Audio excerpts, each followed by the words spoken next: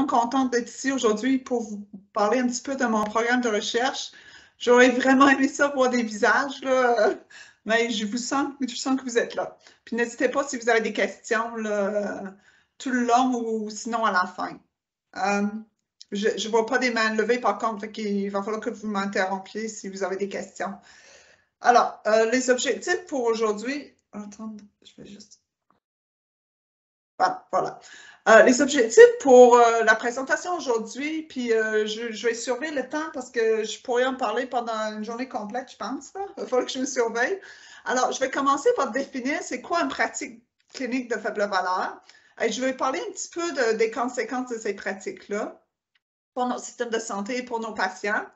Ensuite, je vais décrire les différentes étapes de mon programme de recherche que les défis sont là pour réduire les pratiques. Et ensuite, on va discuter ce que j'aimerais faire après chaque étape. J'aimerais discuter un petit peu des défis qu'on a rencontrés, puis les stratégies qu'on a utilisées pour contourner ces problèmes-là, ou essayer d'y faire face. Alors, il s'agit d'une grosse équipe de recherche là, qui travaille sur ce programme-là. En fait, quand on fait un projet de recherche, le défi, c'est de s'assurer qu'on couvre toutes les disciplines nécessaires pour avoir l'expertise, pour bien répondre aux questions de recherche. Alors, il y a beaucoup de gens du Québec qui sont impliqués dans mes projets. Puis, ici, ce qu'on cherche à couvrir, c'est l'expertise clinique. Alors, c'est des projets cliniques et je ne suis pas clinicienne. Alors, j'ai besoin des cliniciens pour m'aider avec ces projets-là. Et en traumatologie, la particularité, c'est qu'il y a beaucoup de spécialités cliniques qui sont impliquées, que ce soit la chirurgie, neurochirurgie, médecine d'urgence, soins intensifs, réadaptation, etc. Alors, ça, c'est tout un défi d'aller chercher l'expertise nécessaire. On a de l'expertise en sciences de l'implantation aussi, parce qu'on veut créer une intervention, on veut s'assurer que ce soit le plus efficace possible. D'expertise en synthèse des connaissances, en économie de la santé, en équité, diversité, inclusion aussi. Puis l'autre chose qu'on va faire quand on construit une équipe de recherche, c'est de couvrir un peu les cibles géographiques. Alors, on implique des gens de partout au Canada, les États-Unis, l'Australie et le Royaume-Uni. On a des consultations avec ces experts-là tout le long. Puis chaque étape demande des expertises différentes. Alors, on a comme des comités à visa différents pour chaque étape. J'ai une super équipe d'étudiantes. Ça, c'est juste les étudiants qui travaillent sur ce programme-là, sur ce projet-là, mais j'en ai d'autres qui travaillent sur d'autres projets que j'ai en cours aussi, là. Je veux les remercier parce qu'on a une super équipe d'étudiants, puis l'entraide est très présente et j'apprécie ça beaucoup. J'apprends beaucoup de mes étudiants. Mes professionnels de recherche, ils sont probablement ici aujourd'hui. Je veux les remercier. Ils sont avec moi depuis très longtemps maintenant. On forme une super équipe, puis je trouve que ça avance bien avec eux. Les patients partenaires sont très présents depuis le début. Alors, on a 3 patients partenaires avec des expériences vécues. Ça, pour moi, c'était nouveau. Je n'avais pas incorporé ça dans d'autres projets de recherche que j'avais qui étaient très, très quantitatifs. Maintenant, j'allais un peu plus dans le qualitatif. Mais je vais en parler un petit peu plus tard, là, mais c'est une expérience extrêmement enrichissante que je veux continuer, là. Puis au niveau des utilisateurs de connaissances, Maud l'a mentionné, mais depuis le début de ma carrière, en fait, je collabore avec l'INES. C'est une collaboration pour moi qui est extrêmement importante parce que là, j'ai une assurance que je réponds à des questions importantes et j'ai une assurance que les données qu'on génère, les résultats qu'on génère, qui sont utilisés réellement pour améliorer les soins. Alors, c'est une collaboration pour moi qui est très, très riche et très importante. Ailleurs au Canada, il y a le Choisir avec Soin Canada qu'on a impliqué pour ce projet ici. Que si vous ne les connaissez pas, c'est un organisme qui s'intéresse à la désadoption des pratiques de faible valeur. L'Association de traumatologie du Canada qui ont un axe important sur la qualité du soin. Le Audit Feedback Method Lab qui est à Ottawa, qui est Jeremy Grimshaw, Noah Ivers, que vous connaissez peut-être, qui dirigent ce laboratoire-là. Super intéressant au niveau de séance de l'implantation. Puis les méthodes pour l'audit rétroaction. Je me base beaucoup là-dessus pour les interventions. On fait, on mesure la performance des centres puis des proviseurs des soins. Puis on leur donne de l'information pour les aider à s'améliorer. Health Standards Organization, en fait, c'est c'est un peu la même organisation, l'organisation jumelle à Agrément Canada. Puis Agrément Canada ont un programme d'agrément des centres de traumatologie à travers le Canada. Au Québec, c'est l'INES qui s'en occupe, mais au Canada, il y a l'Agrément Canada qui a un programme, qui n'est pas obligatoire par contre. L'INES, c'est obligatoire. Puis maintenant, l'Institut de la pertinence des actes médicaux, c'est un incontournable au Québec. Là, eux, ils s'intéressent à la pertinence des soins, puis à comment mettre en place des politiques pour réduire l'utilisation de ces pratiques-là.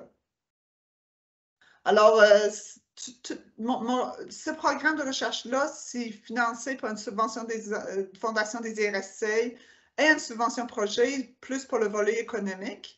Et je suis consultante pour l'INES, mais je n'ai pas d'autres conflits d'intérêts à déclarer. Alors, je vais commencer avec définition et pertinence. Alors, c'est quoi une pratique clinique de faible valeur? Mais en fait, c'est un test ou traitement qui est utilisé dans la pratique, mais que ça n'a pas été démontré efficace ou que le préjudice et le coût l'emportent sur les bénéfices. Il pourrait s'agir d'une intervention diagnostique ou thérapeutique, mais il pourrait également s'agir d'une hospitalisation non nécessaire, une consultation auprès des spécialistes, un transfert inter-établissement, etc. Alors, c'est toutes des pratiques dans le système de santé qu'on considère qui sont de faible valeur, qui n'ont pas de valeur ajoutée. Les conséquences sont vraiment importantes. En fait, on estime que les pratiques cliniques de faible valeur représentent 30% des dépenses en santé.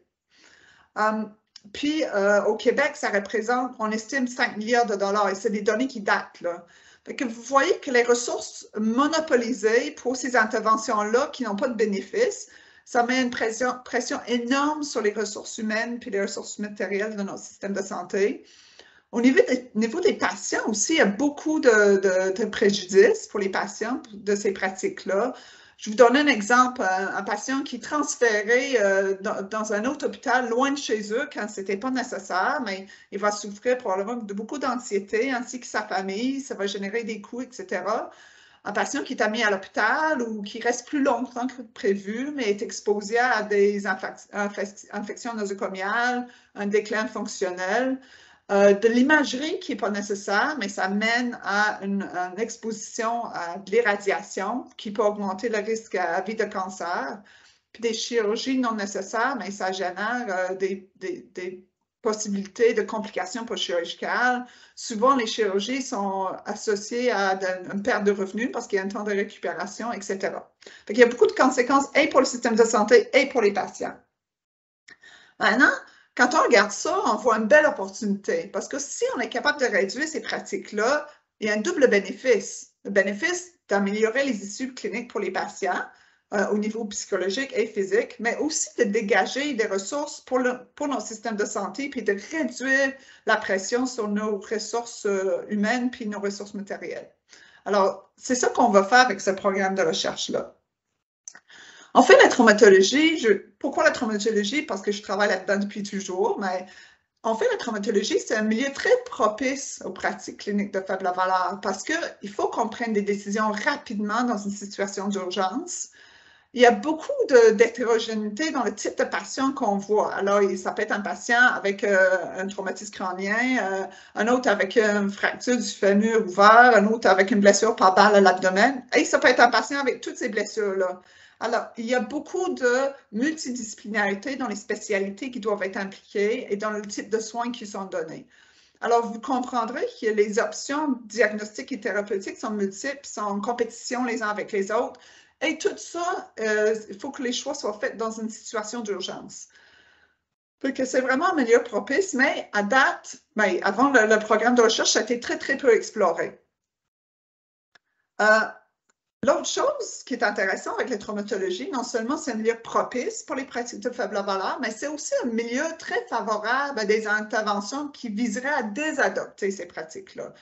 Pour deux raisons principales. Mais premièrement, il y a beaucoup d'infrastructures en place dans un système de traumatologie. Et je parle au Québec, mais je parle aussi dans tous les systèmes de traumatologie dans les pays à revenus élevés.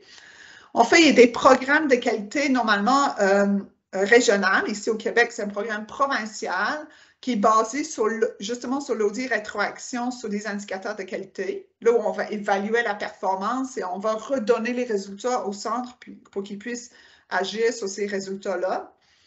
Dans chacun des centres, il y a un comité local qui est là, qui est mandaté pour agir sur les indicateurs de qualité, pour améliorer les soins. Et il y a beaucoup d'intérêt au niveau des centres de traumatologie pour les statistiques là, sur la performance. Ils sont très intéressés, ils sont très engagés dans l'amélioration de qualité. Fait que ça, c'est vraiment intéressant. Il y a des données disponibles parce que les données cliniques sont collectées de façon routinière. Ça aussi, ça fait partie du mandat d'un centre de traumatologie, d'un système de traumatologie. Et la performance ou la qualité est reliée à l'accréditation et les désignations. Fait que ça, c'est aussi un incentive de plus à travailler sur la qualité. Fait qu'on a vraiment une structure en place qui favorise des activités de qualité. De l'autre côté, les gains potentiels sont vraiment importants parce que la traumatologie, c'est la première cause d'années de vie perdue. En général, c'est parce que ça touche beaucoup plus les personnes plus jeunes que les maladies chroniques. Et c'est aussi le deuxième diagnostic le plus important en termes de coûts en soins aigus. Alors, vous voyez que le potentiel là, est quand même important à ce niveau-là. En plus, les programmes d'assurance qualité en traumatologie, mais en beaucoup de domaines aussi, là, mais on voit ça en traumatologie, sont tous basés sur l'adhérence aux pratiques de valeur élevée. C'est-à-dire, tous les indicateurs de qualité qu'on a dans le système et dans les systèmes en traumatologie en général, ils vont plus encourager les intervenants à en faire plus et pas du tout à en faire moins. Fait qu'on ne se pose pas la question qu'est-ce qu'on devrait faire de moins. Alors, c'est là qu'on a mis sur pied notre programme de recherche, le programme canadien pour les pratiques cliniques de faible valeur en traumatologie, traduction libre. Alors, l'objectif général de ce programme-là, c'était d'identifier les pratiques cliniques de faible valeur, de les mesurer, de les rapporter et de les réduire. Puis, le but ultime, c'est de développer une intervention qui cible la désadoption de ces pratiques-là et d'évaluer son efficacité. Là, je vais vous présenter les cadres théoriques. Je ne passerai pas beaucoup de temps là-dessus, mais je veux juste que vous reteniez, ceux qui commencent ou les étudiants, l'importance, quand on se pose des questions de recherche, quand on lance une étude, de s'ancrer dans des cadres théoriques. Ça aide beaucoup à s'assurer qu'on suit bien les recommandations en termes de comment on va conduire notre étude. Alors, on en a plusieurs, mais on a deux principales. Le Knowledge to Action Framework, qui est en fait un cadre théorique de sciences de l'implantation. En fait, ce que ce cadre-là nous dit, c'est qu'il faut qu'on commence par synthétiser les données probantes. Et ces synthèses-là, c'est la génération de connaissances. Ensuite, on utilise ces connaissances-là pour développer et raffiner des interventions et les adapter au contexte dans lequel on veut les implanter pour favoriser le plus possible le changement de comportement. Fait que ça, c'est le premier cadre théorique. Le deuxième, c'est le Grade Evidence to Decision Framework. Puis en fait, ça, c'est un cadre théorique qui nous aide à savoir comment prendre des décisions par rapport aux soins de santé. Alors, c'est aussi basé sur la synthèse des connaissances. Alors, on génère des données probantes. Et ensuite, on utilise ces données probantes-là pour informer des experts qu'eux, ils vont prendre des décisions, souvent par consensus, sur des changements ou des recommandations pour les soins.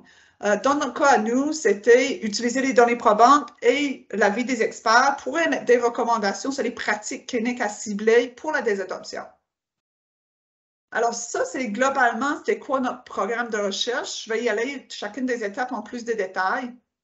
Alors la première partie, c'était une revue de la portée. L'idée, c'était juste d'identifier, de faire un scan de la littérature pour identifier des pratiques cliniques potentiellement de faible valeur dans la littérature. Et on a identifié 63 pratiques dans cette étape-là. La deuxième étape, c'était, on voulait examiner les données probantes sur ces pratiques-là, alors les bénéfices ou les préjudices. On a produit 4 revues systématiques. Toutes ces parties-là, les deux premières parties, alors ces synthèses de connaissances, sont utilisées pour la troisième partie, qui était d'atteindre le consensus sur les pratiques à cibler. On a utilisé un devis d'étude de consensus, comme une étude de Delphi. On a ciblé 16 pratiques, alors, parmi les 63 initialement suggérées. Ensuite, l'étape d'après, c'est qu'on a pris des données du registre de traumatisme qui sont disponibles au Québec et partout dans les systèmes de traumatologie, en fait, pour mesurer ces pratiques-là et développer les indicateurs de qualité. Et en fait, on a réussi à identifier, on a réussi à en mesurer 12 sur les 16, ce qui est très bon, là. Puis ensuite, il y en a 6 qui avaient une bonne validité. La prochaine étape, c'est co-développer l'intervention avec les utilisateurs et d'évaluer son efficacité dans un essai clinique randomisé pragmatique en grappe. Puis ça, l'essai clinique randomisé, je vais en parler un petit peu tantôt, mais c'est inséré dans le programme d'assurance qualité de l'INAIS au Québec.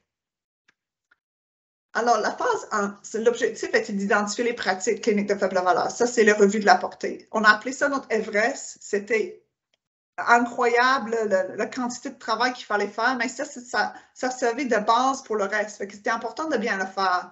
Alors, on a identifié, on avait 70 000 citations à trier. Puis on a inclus presque 800 études dans cette revue-là. C'était immense. Juste pour vous montrer, un des défis avec cette revue-là, c'est comment on va présenter les informations. Puis il y avait 2 volets. En fait, il y avait le scoping, la revue de la littérature, mais il y avait aussi une consultation auprès des experts après pour leur demander s'ils pensaient que les pratiques étaient de faible valeur ou non. Et voici comment on a présenté les résultats. En fait, ce qu'on a fait, c'est qu'au niveau des données probantes, on n'a pas évalué la qualité de l'évidence avec un outil suggéré par Cochrane, par exemple. Ce qu'on a fait, c'est qu'on a regardé les niveaux d'évidence selon le devis d'études. Ici, ce qu'on voit, c'est des essais cliniques randomisés ou des revues systématiques d'essais cliniques randomisés, études prospectives, rétrospectives, cas témoins, ensuite les études de consensus. Puis de l'autre côté, parmi nos experts, puis on a invité 39 experts à participer, il y en a 36 qui ont répondu au sondage. On leur a simplement demandé pour chacune des pratiques cliniques potentiellement de faible valeur de nous dire si c'était clairement de faible valeur jusqu'à clairement bénéfique. Puis on a retenu les pratiques qu'au moins 75% des experts ont coté soit clairement de faible valeur ou potentiellement de faible valeur, puis qui étaient soutenus par au moins une étude quantitative. Fait que ça, c'était au niveau de la revue de la portée. Les défis, mais c'est sûr que quand on travaille avec des experts, c'est des gens, surtout les cliniciens, ils sont extrêmement occupés, puis il faut s'assurer qu'on a des bons taux de participation. Puis il y a différentes façons de faire ça. Là. Je pense que démontrer l'importance du projet de recherche, c'est critique. Puis de présenter le projet à différents auditoires, que ce soit cliniques ou académiques, pour que les gens soient au courant de ce qu'on fait, de publier aussi, puis de démontrer qu'on est capable de publier les résultats. Et si c'est subventionné par un organisme reconnu aussi, c'est beaucoup plus facile. Puis il faut toujours minimiser le temps qui est requis. Il faut que nos demandes soient succinctes, soient claires, que pour eux, ils trouvent ça intéressant aussi de participer. Fait que ça, c'est des choses que j'ai appris avec le temps. Mais ça, c'était un premier défi. Au niveau des publications aussi, quand j'ai publié cette revue de la portée-là, c'était pas vraiment quelque chose qui était utilisé. C'est pas une méthode de synthèse qui était très utilisée, puis c'était vraiment vu comme une méthode un peu de seconde classe par rapport aux revues systématiques. C'était pas facile de publier ça, malgré le travail que ça a généré. C'était énormément de travail. Là, ça nous a pris 18 mois à faire ça. Mais il fallait qu'on regarde qui on veut qu'ils lisent notre papier. Puis oui, le facteur d'impact est important, mais encore plus, c'est qui l'auditoire. Puis nous, on voulait que les cliniciens puissent avoir accès à ça. Fait qu'on a fini par publier dans une revue du trauma qui est très lue par les cliniciens. Mais ça a pris de la persévérance. Je pense qu'on l'a soumis 3 fois, en fait, avant que ça soit accepté. Et voilà. La deuxième phase, c'est d'examiner les données probantes. Fait que là, on a fait une série de revues systématiques. On en a publié 5. Je vais juste vous montrer les résultats d'une de ces revues. Là, on avait 63 pratiques. Hein? Fait qu'on ne pouvait pas faire des revues systématiques pour chacune des pratiques. C'était impossible. Alors, on a adopté des méthodologies un peu différentes pour faire des revues assez rapidement. S'il y a des revues systématiques qui avaient déjà été faites sur le sujet qui étaient à jour, on a utilisé ça. L'autre méthode qu'on a utilisée, c'est une revue parapluie. Puis en fait, ici, ce que je vous montre, c'est les résultats d'une revue parapluie. Une revue parapluie, c'est une revue de revues systématiques qu'on fait. qu'ici, pour les traumatismes crânio-cérébrales, on avait déjà beaucoup de revues systématiques sur les pratiques. Alors, on s'est basé, on a fait une revue parapluie pour ces pratiques-là. Puis juste pour vous montrer comment on a synthétisé les résultats. Ça, c'est un gros défi parce que, non seulement pour la publication, mais pour la suite des choses, parce que ça allait informer l'étude de consensus. Il faut que toute l'information qu'on a recueillie dans la revue soit clairement présentée, que ce soit très concis. Alors, ce qu'on trouvait important de savoir dans le cas de ces revues systématiques-là, c'est combien d'études avaient été incluses dans les revues systématiques, combien de patients qui ont été inclus. AMSTAR 2, en fait, c'est l'outil qui évalue la qualité de la revue systématique, dans la qualité méthodologique. Évidemment, c'était important de démontrer c'était quoi l'association avec des issues importants. Alors, pour cette pratique-là, qui est la transfusion plaquettaire pour les patients avec NTCC, on voit qu'on est très imprécis dans nos odds ratio, dans un rapport de cote, mais ils sont tous au-dessus de la valeur nulle, indiquant qu'il y a peut-être une augmentation de mortalité associée à cette pratique-là. Ça donne une idée globale de ce qu'on trouve dans la littérature.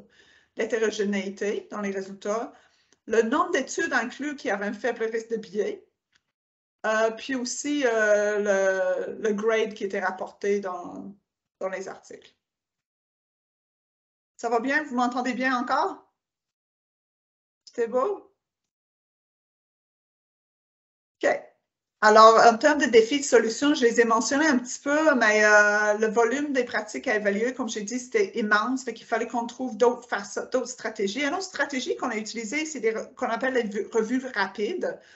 C'est un peu un terme poubelle, si on veut, pour dire qu'on fait une revue systématique, mais on utilise des shortcuts. Alors, on utilise des méthodes qui permettent de réduire le temps passé là-dessus.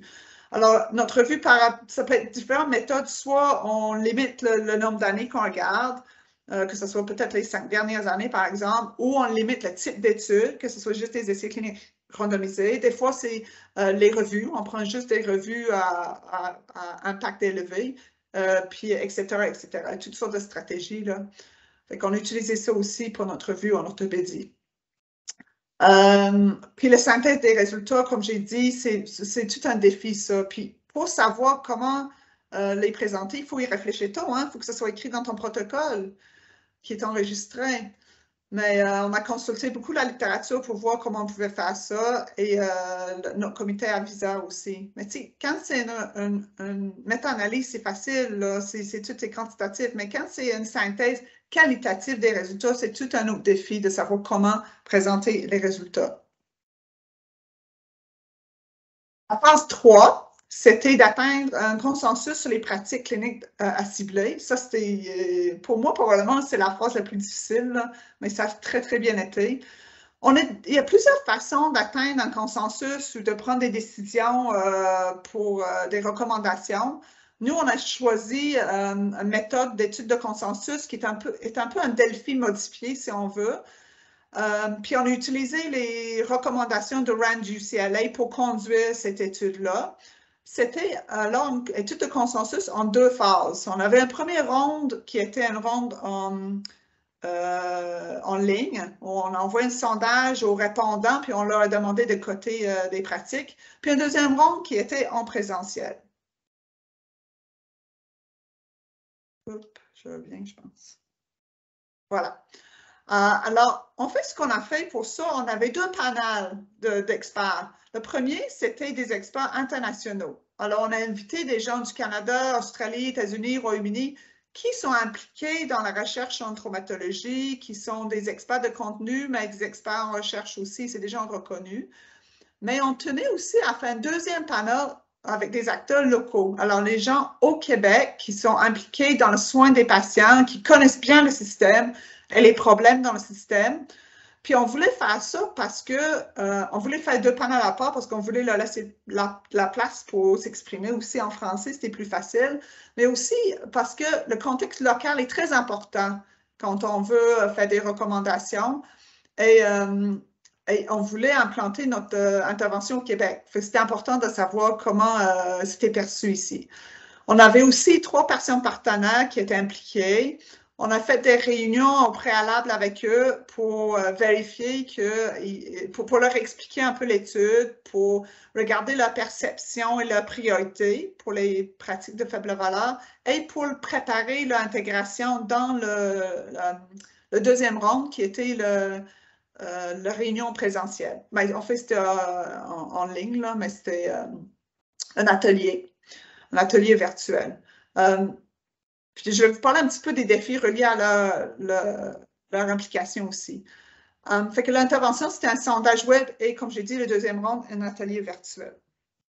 Fait que c'est ça qu'on a donné aux experts pour... puis tu vois comment ici, on a le GRADE Evidence to Decision Framework qui rentre en ligne de compte. On a fait des synthèses des connaissances, puis on a tout résumé ça ici sur la fiche, puis il fallait que les experts codent sur cette fiche-là. Alors, on avait ici la définition de l'indicateur, numérateur-dénominateur. On avait un cas de présentation clinique pour que ça devienne vraiment concret pour les cliniciens. On avait des estimés de fréquence, et au Québec et dans la littérature.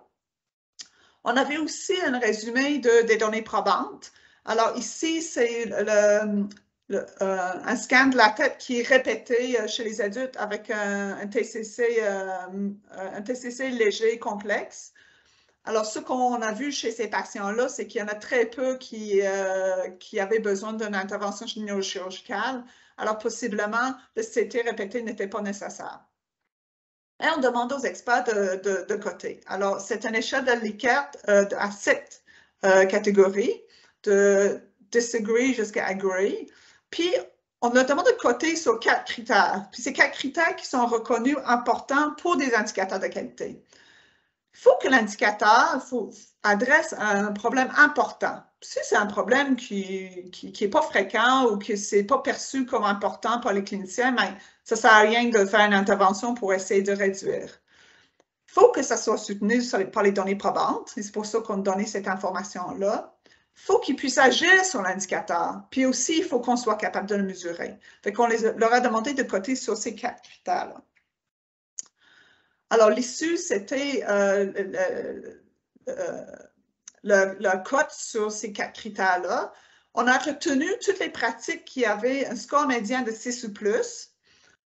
Et ensuite, on a fait des analyses de sous-groupes. On voulait voir comment la spécialité clinique, la location géographique et les sexes et genres influençaient les résultats de notre étude de consensus. On était vraiment contents. Sur 49 participants qu'on a contactés, il y a 46 qui ont participé. Alors, au moins un tour. Fait qu'on avait un taux de participation de 94 %. Et ça, c'était pendant la COVID, là. C'était en 2021. Alors, on était vraiment, vraiment contents. Il y a 74 % qui ont participé aux 2 tours. Et il y a 16 pratiques qui ont été retenues. Et voilà les pratiques. Ça, c'était publié cette année dans JAMA Surgery. Alors, ce que vous voyez, c'est qu'il y a 16 pratiques qui ont été retenues.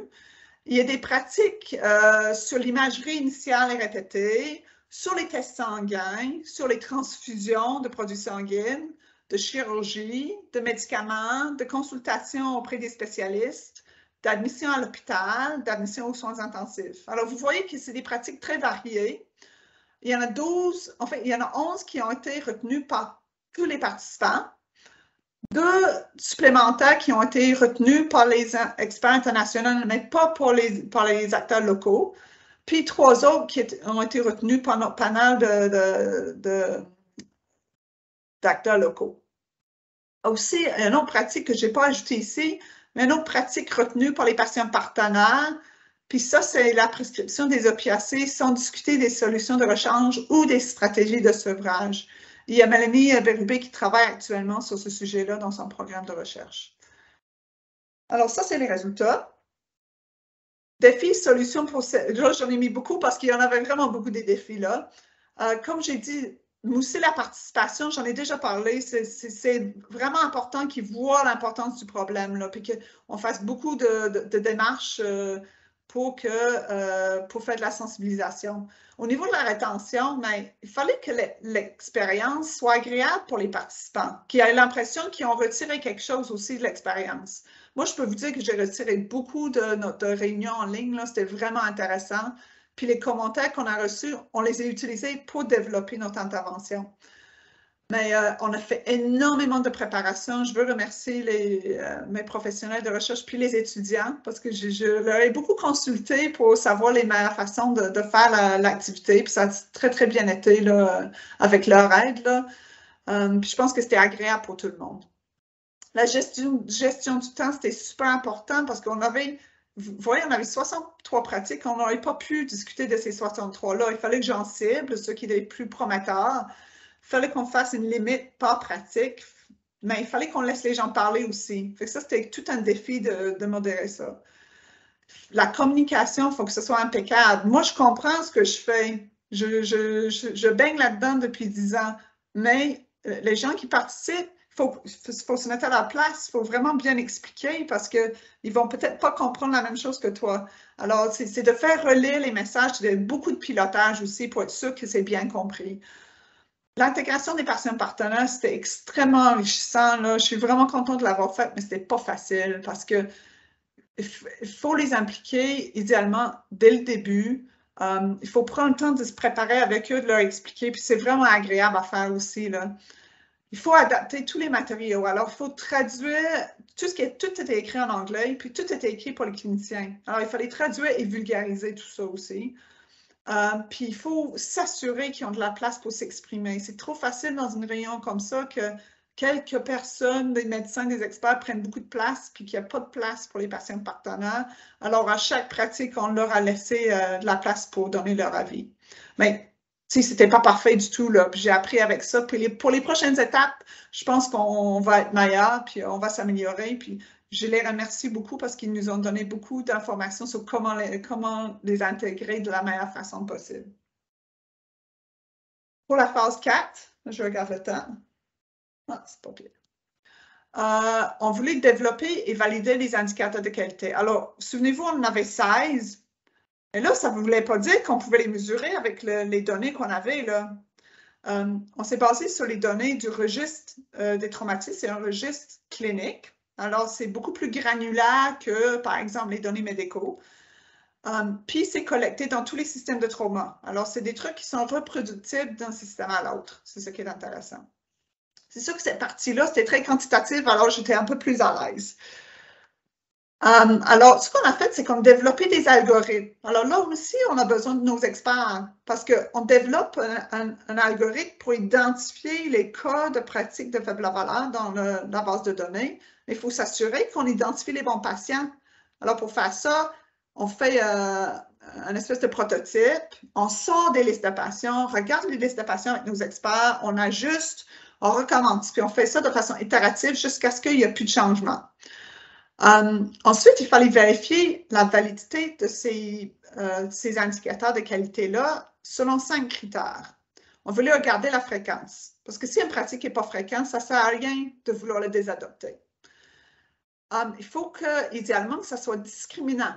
Alors, il faut qu'on voit une différence entre les centres ou entre les cliniciens dans la façon que c'est utilisé. Parce que si on voit une différence, ça veut dire qu'il y a de la place pour l'amélioration.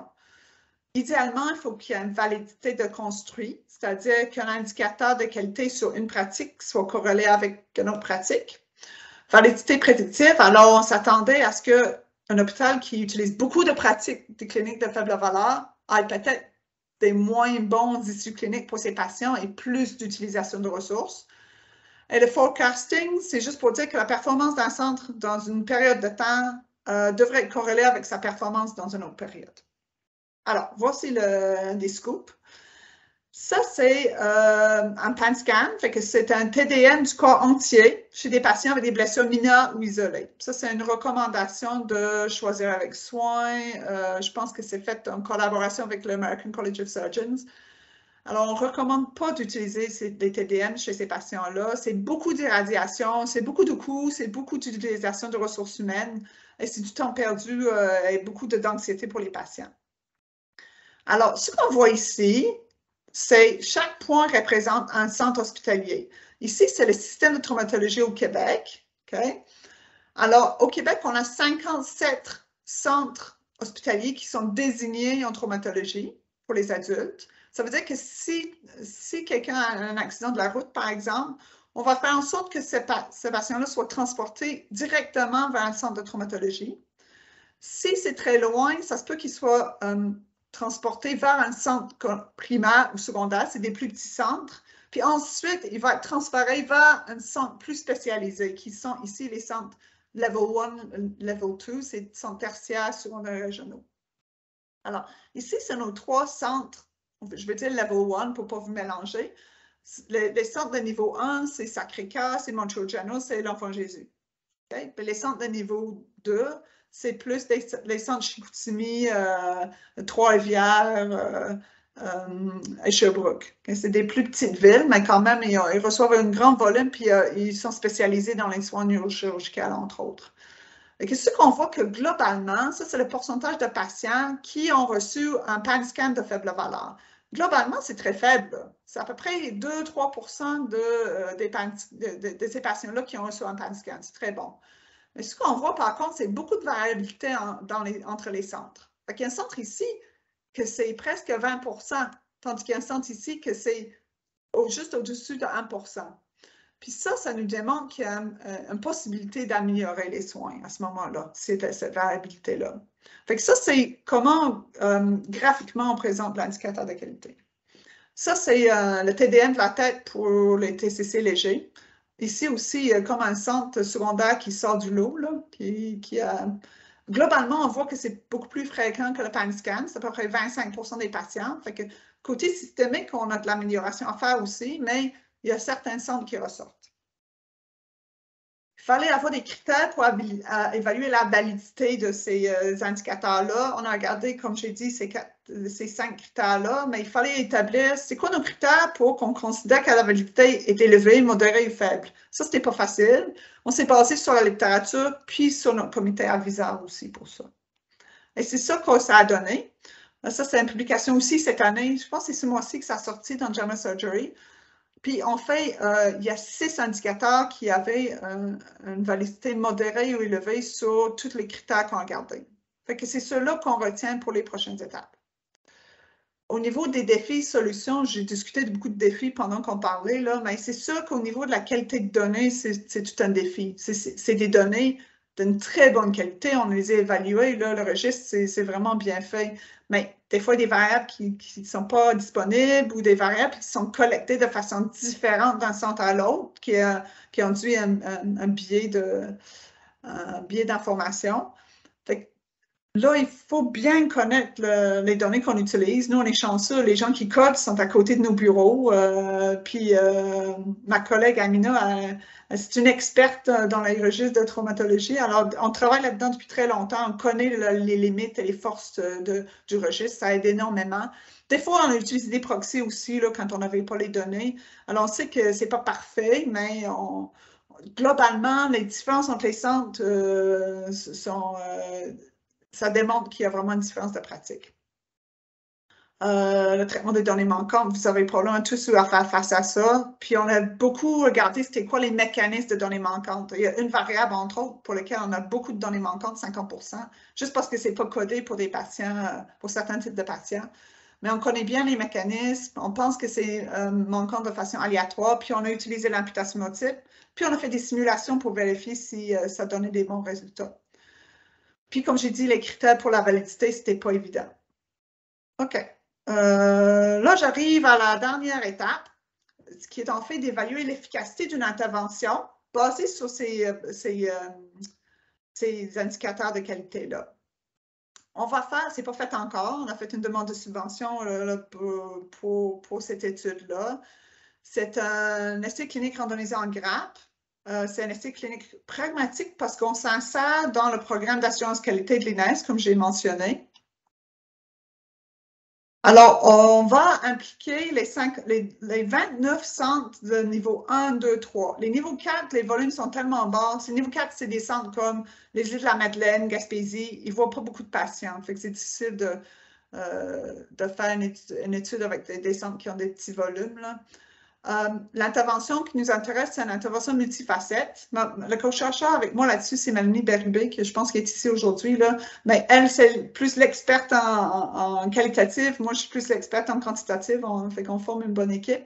Mais on développe actuellement une intervention multifacette qui n'est pas juste du audit rétroaction, mais on va aider les centres aussi à agir sur les indicateurs. Le résultat qui nous intéresse, c'est l'utilisation de pratiques de faible valeur. Puis, on va faire un ECA pragmatique en gamme. Juste pour vous montrer de quoi ça a l'air visuellement. En fait, les données pour l'essai clinique sont déjà collectées parce que ça va venir du registre. Alors, on a un recul de 18 mois avant la randomisation sur la performance au baseline. Ensuite, on a une période de raffinement. Fait que ce qu'on va faire, c'est qu'on va raffiner notre intervention avec les gens qui sont, avec les centres qui sont randomisés au groupe d'intervention pour essayer d'éviter un peu la contamination. Ensuite, il va y avoir une période de lag où on ne s'attend pas à des changements. Ensuite, on va évaluer le changement dans l'utilisation des pratiques sur 2 cycles d'évaluation sur 18 mois. Et les parties en rouge, c'est des évaluations de processus. On va essayer de comprendre avec des approches qualitatives comment les gens ont utilisé l'intervention. Si ça a marché, pourquoi ça a marché, essayer de comprendre si ça n'a pas marché, mais pourquoi ça n'a pas marché. Comment on peut l'améliorer éventuellement pour la mise à l'échelle. Alors, notre intervention, le prototype, en fait, c'est que, comme j'ai dit, on va parfaire l'intervention avec les utilisateurs dans le bras intervention. Il y a un rapport d'audit rétroaction. Je vais vous montrer un exemple tout à l'heure. Il va y avoir des matériaux éducatifs et des outils d'implantation. Ça peut être des règles de décision clinique, des outils de prise de décision partagés, des liens vers des guides de pratique clinique, des recommandations. Et ensuite, on va faire une visite de facilitation avec les centres pour les aider à identifier les barrières facilitateurs à la réduction des pratiques, puis avec cette information-là, développer des stratégies de changement. Fait que ça a l'air un peu de ça, le rapport audit rétroaction. L'idée, c'est de, ici, c'est le PANSCAN, comme je vous ai dit tout à l'heure, chez les patients avec un traumatisme mineur ou à une seule région du corps. On donne un exemple clinique, puis ça, c'est vraiment monté selon les recommandations en sciences de l'implantation. On va leur donner l'information sur les conséquences de cette pratique-là. Alors, un PANSCAN non nécessaire, ça amène des délais, ça amène de l'irradiation non nécessaire, une mauvaise utilisation des ressources, ici le scanner, surcharge du personnel et des coûts. Ensuite, on va leur montrer la performance par rapport à tous les autres centres. Ici, ce centre-là, ça se passe quand même bien, ils sont au-dessus de la moyenne.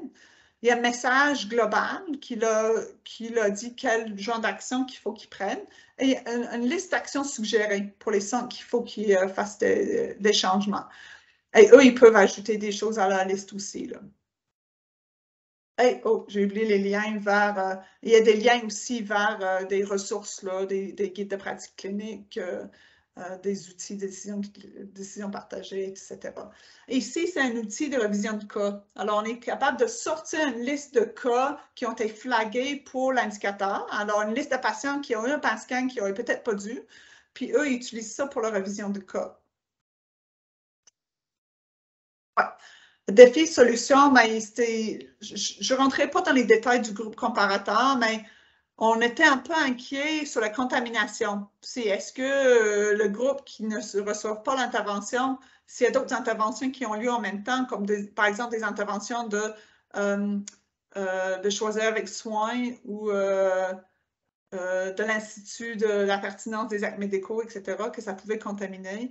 L'adhérence, ça peut être un problème, là, parce que l'intervention est au niveau des comités de centres tertiaires, des comités régionaux, mais pas directement au niveau des cliniciens. Fait qu'il y a comme un gap qu'on n'est pas trop sûr comment ça va se passer.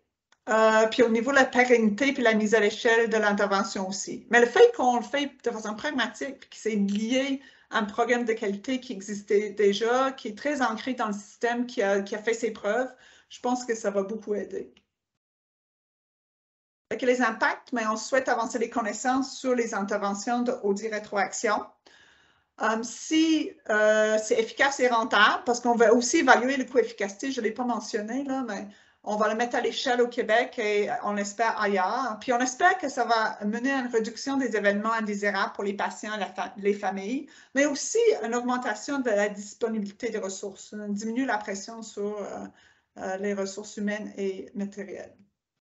Juste mentionner qu'on a plusieurs projets connexes, là, que j'ai des étudiants qui sont responsables de chacune de ces études-là. Il y a l'évaluation économique. J'ai Blanchard Colombo qui finit son doctorat sur ce sujet-là. Ça a été vraiment intéressant. Il a fait une évaluation économique a priori, puis ça, c'était subventionné par les IRSC aussi, mais on va aussi le faire a posteriori. J'ai des étudiants qui ont travaillé sur l'imagerie. Il y a Godwill qui a travaillé là-dessus, les consultations, les prescriptions, et c'est Cécile Duval, qui est mon étudiante au PhD, qui travaille actuellement là-dessus. Ça, c'était tout un défi au niveau des données, mais on a réussi à trouver des solutions. Les admissions, il y a Marc Aurel qui travaille là-dessus, puis il y a Théo qui travaille actuellement sur les pratiques cliniques de faible valeur en pédiatrie. Je veux juste finir avec des remerciements. Les coachs, comme j'ai dit, là, la recherche, surtout sur un programme comme ça qui est très multidisciplinaire, c'est une affaire d'équipe. Puis j'ai vraiment des collaborateurs, des co-chercheurs extraordinaires. Là. Je voudrais remercier particulièrement Mélanie Bérubé, Alexis Turgeon, François Lausier. Il y a beaucoup d'autres personnes qui sont impliquées du Québec. Mes professionnels de recherche qui sont, comme j'ai dit, sont là avec moi depuis très longtemps, puis que je ne pourrais pas avancer sans eux. Les étudiants aussi, on a une super équipe d'étudiants, comme j'ai dit, qui font preuve de beaucoup d'entraide, puis qui m'aident beaucoup aussi dans mes projets, parce qu'on a des discussions sur leur projet, mes projets, etc. Les partenaires qui sont essentiels, et particulièrement l'INES, parce que comme j'ai dit, mon partenariat avec l'INES qui date depuis le début de ma carrière, ça permet de faire en sorte que les questions qu'on se pose sont des questions qui sont intéressantes, importantes, puis que les résultats sont utilisés pour améliorer la qualité des soins, on l'espère en tout cas. Je vous remercie. S'il y a des questions, alors je suis prête aux questions. Je vais peut-être enlever le partage. Super belle présentation, Lynn, vraiment, merci beaucoup. Puis là, je vois déjà qu'on a des mains levées. Alors, je pense que la première, je ne sais pas si je suis dans le bon ordre, mais je pense que c'est Clermont qui a levé en premier la main. Donc, je donne la parole à Clermont. Merci, Maud. Merci beaucoup, Lynn, c'est super intéressant. En regardant ça, je trouve ça, tu as parlé des défis, là, tu les connais bien, là, mais moi, ce qui me préoccuperait le plus, ce serait la contamination. Là. Et dans les enjeux de contamination, là, il y a la question, parce que les cliniciens souvent sont dans un seul milieu, puis c'est pas si dangereux que ça, la contamination, mais la contamination la plus probable, c'est via les étudiants, les externes, les résidents. Avez-vous des réflexions là-dessus, avez-vous? Parce que eux, ils se promènent d'un milieu à l'autre, puis eux, ils peuvent être des agents de contamination. Là. Pensez un petit peu à ces enjeux-là. Oui, il y a ça, mais aussi en traumatologie, c'est tout un réseau au Québec, hein, puis ils se réunissent régulièrement aussi, les centres tertiaires, il y a des comités régionaux, puis ils se parlent de ces choses-là. Je pense qu'on va être très chanceux si on réussit à avoir une efficacité dans les centres qui sont non participants, puis malgré, c'est pas contamination, on serait vraiment content si ça marche dans ces centres-là aussi, là. Ce qu'on a essayé de faire pour diminuer la contamination, mais on va juste impliquer les centres qui sont randomisés à l'intervention, à raffiner l'intervention. On espère que ça va aider, mais on a les mêmes préoccupations. Puis l'évaluation des processus, là, ça va nous aider à savoir s'il y a eu ou non contamination, là, parce qu'on va pouvoir voir avec qu'est-ce qui se passe au niveau des centres de traumatologie et des comités locaux, là, les discussions par rapport à la qualité. Mais nous aussi, c'était une grosse préoccupation. Bon, merci. La prochaine personne qui avait levé la main, c'était Catherine Gontier. Oui. Allô, Catherine. Bonjour. Hello. Je voulais dire, moi, c'est un simple commentaire, là, effectivement. C'est toujours une présentation qui fait de très bonne qualité. C'est super intéressant. Puis, en fait, tu parles du partenariat avec l'INES, mais je pense que c'est une grande force qu'on a. Puis, c'est une collaboration qui est hyper enrichissante des deux côtés.